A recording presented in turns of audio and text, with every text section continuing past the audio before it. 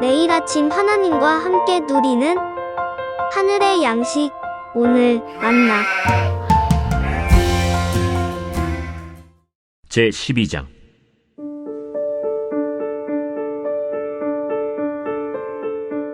여호와께서 나단을 다윗에게 보내시니 그가 다윗에게 가서 그에게 이르되, 한 성읍에 두 사람이 있는데 한 사람은 부하고 한 사람은 가난하니 그 부한 사람은 양과 소가 심히 많으나 가난한 사람은 아무것도 없고 자기가 사서 기르는 작은 암양 새끼 한 마리뿐이라.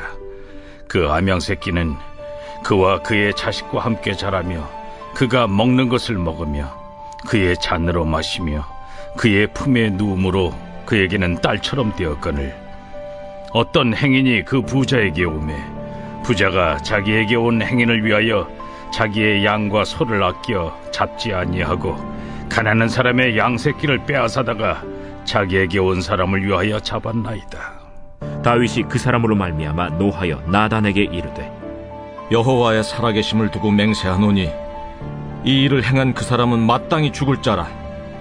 그가 불쌍히 여기지 아니하고 이런 일을 행하였으니 그 양새끼를 4배나 갚아주어야 하리라. 나단이 다윗에게 이르되, 당신이 그 사람이라.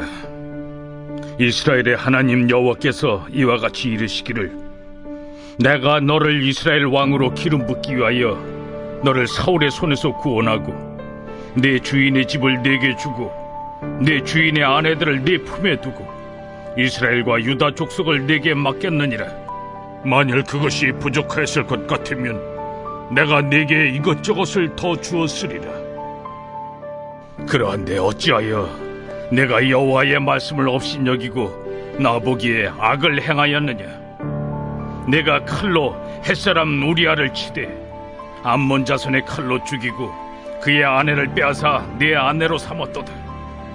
이제 내가 나를 업신여기고 햇사람 우리아의 아내를 빼앗아 내 아내로 삼았은즉 칼이 내 집에서 영원토록 떠나지 아니하리라 하셨고, 여호와께서 또 이와 같이 이르시기를, 보라, 내가 너와 네 집에 재앙을 일으키고 내가 내 눈앞에서 네 아내를 빼앗아 네 이웃들에게 주리니 그 사람들이 네 아내들과 더불어 백주에 동침하리라. 너는 은밀히 행하였으나 나는 온 이스라엘 앞에서 백주의 이 일을 행하리라 하셨나이다. 내가 여호와께 죄를 범하였노라.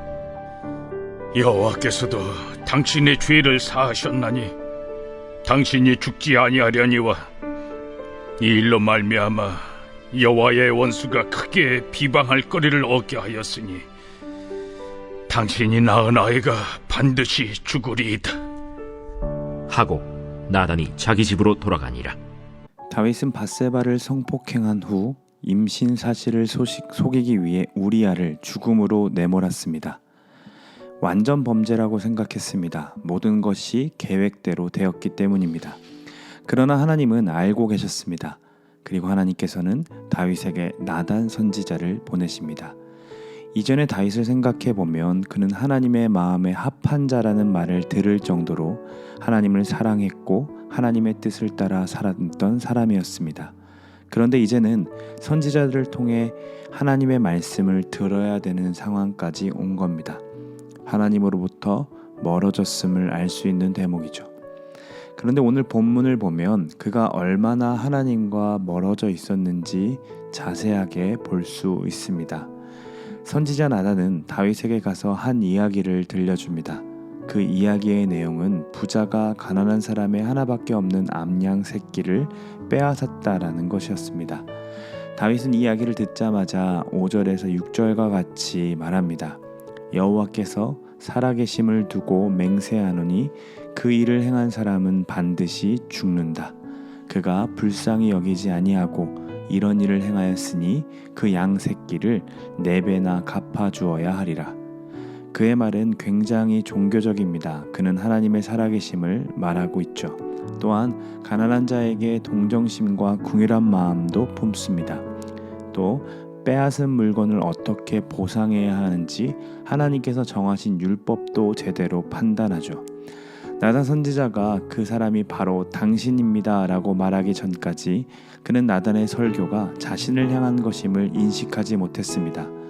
여호와의 살아계심을 두고 맹세했지만 그는 정작 자신의 삶에서도 하나님께서 살아계신다는 사실을 잊어버렸습니다. 하나님을 업신여겼고 결국 육신의 즐거움을 쫓아 행했습니다. 그는 이야기 속에 나오는 가난한 자의 마음에 공감하고 긍휼히 여겼지만 권력과 힘에 끌려와 성폭행을 당할 수밖에 없었던 밧세바의 마음은 무시했고 전쟁 중에 자신 혼자 집에 들어갈 수 없다라고 말했던 충신 우리아의 마음도 공감하지 못했습니다. 그저 죄를 짓고 싶었고 그저 죄를 가리우고 싶은 게 먼저였기 때문입니다. 그는 빼앗은 물건을 4배로 갚아야 하는 율법을 너무나도 잘 알고 있었고 이 몰상식한 일은 한 사람은 반드시 죽어야 된다라고 선포했지만 자신이 바로 그런 사람임을 깨닫지 못했습니다. 이게 죄인된 다윗의 모습입니다. 그는 나단이 전하는 하나님의 말씀을 자신을 향한 이야기로 듣지 못했던 겁니다. 그저 제3자로서 어쩌면 하나님 옆에서 자신이 하나님인 듯 그 이야기를 듣고 있었습니다. 그의 말은 누구보다 하나님의 사람다웠지만 그의 삶은 그의 말과 같지 못했습니다. 이 모습이 너무 무섭게 다가오시지는 않으십니까? 하나님의 말씀을 해석하고 뜻을 올바르게 전하는 것처럼 설교는 얼마든지 할 수 있습니다. 그런데 결국 자신이 하나님과 멀어졌음을 깨닫지 못하고 있는 거죠. 하나님의 말씀은 누군가 다른 사람에 대한 이야기가 아니라 언제나 나 자신에 대한 이야기임을 잊지 않는 저와 여러분이 되기를 간절히 소망합니다. 복음은 왕이라고 해서 피할 수 있는 게 아닙니다. 목사이든 중직자이든 교회에 오랫동안 훈련을 받았든 상관없이 복음은 언제나 우리 모두의 죄악을 낱낱이 드러내고 언제나 하나님께서 죄를 좌시하지 아니하심을 가르쳐 주고 있습니다. 복음은 어떤 사상이나 문화나 상황에 대한 논평이 아니라 언제나 실제 사람, 실제 고통, 실제 문제, 실제 죄에 대한 것임을 우리는 잊지 말아야 합니다. 만약 우리가 오늘 말씀을 바라보면서 다윗의 죄악됨을 명백하게 이야기할 줄은 알지만 내 안에 다윗의 모습을 찾아내지 못한다면 우리도 여전히 하나님께로부터 멀어진 상태인 겁니다. 그런 상태라면 하나님께 나아가 반드시 구해야 합니다. 나를 내버려 두지 마시고 내 안의 죄악을 다 낱낱이 파헤쳐 달라고 간구해야 할 것입니다. 오늘 본문에서 하나님은 참으로 좋으신 분이십니다. 7절에서 12절을 보시면 다윗을 향한 하나님의 심판의 메시지를 볼 수 있는데 분명 진노하고 계시지만 그 말씀 안에 다윗을 얼마나 아껴오시고 사랑하시는지 느껴집니다. 한번 보시면 내가 너를 왕으로 세우려고 사울의 손에서 구원했다. 내가 내 주인의 집을 너에게 주었다. 내가 이스라엘과 유다 족속을 내게 맡겼다. 혹 부족했으면 내가 이것저것을 더 주었을 것이다. 이 말이 무엇입니까? 어찌해서 이렇게 했느냐 라고 말씀하시는 것과 같습니다. 명백한 죄인에게 무슨 대화가 필요합니까? 그럼에도 우리 하나님은 아담을 찾아가셔서 네가 어디 있느냐 말씀하시듯 또 범죄한 이스라엘 백성들을 찾아가셔서 죄가 주홍같이 붉을지라도 우리가 서로 변론하자라고 말씀하시듯 다윗에게도 당신께서 다윗을 얼마나 사랑하셨는지 가르쳐 주시고 그와 대화하고 싶어 하십니다. 그를 사울처럼 내버려 둘 수도 있었지만 선지자를 보내주시고 말씀을 듣게 하시며 깨닫게 하시는 것이죠. 하나님은 좋으신 아버지이실 뿐만 아니라 좋은 의사가 되십니다. 다윗 안에 어떤 것이 그를 죽이고 있는지 어떤 것이 잘못되었는지 분명하게 진단하십니다. 그리고 환자가 아파할 것이 뻔하지만 내버려 두지 아니하시고 상하고 아픈 부분을 도려내기로 작정하십니다. 우리는 때때로 하나님의 사랑을 오해합니다. 사랑이 하나님이시기 때문에 죄악을 눈감아 주어야 한다고 말하는 거죠. 만약 의사가 환자를 죽일 수 있는 암덩어리가 환자의 몸속에 있음에도 불구하고 환자가 상처받을까봐 말을 하지 않는다면 그게 어찌 좋은 의사가 될 수 있겠습니까? 자녀가 나쁜 길로 가고 있음이 분명한데도 그를 사랑한다 말하며 잘하고 있는 듯 응원한다면 그게 어찌 좋은 아버지라고 말할 수 있을까요? 우리 하나님은 사랑이십니다. 사랑이시기 때문에 그분은 분노하시고 사랑이시기에 그분은 심판하십니다.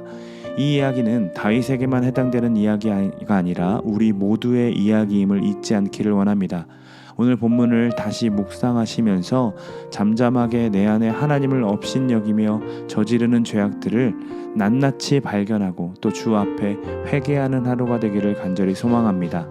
나의 죄악에 대해서는 굉장히 간대하고 당연히 그럴 수밖에 없었다라고 말하지만 다른 사람의 죄악에 대해서는 율법을 들이밀며 하나님의 살아계심을 두고 맹세한다는 말을 하고 또 반드시 죽어야 된다고 말하는 삶이 우리의 삶이 되지 않기를 소망합니다.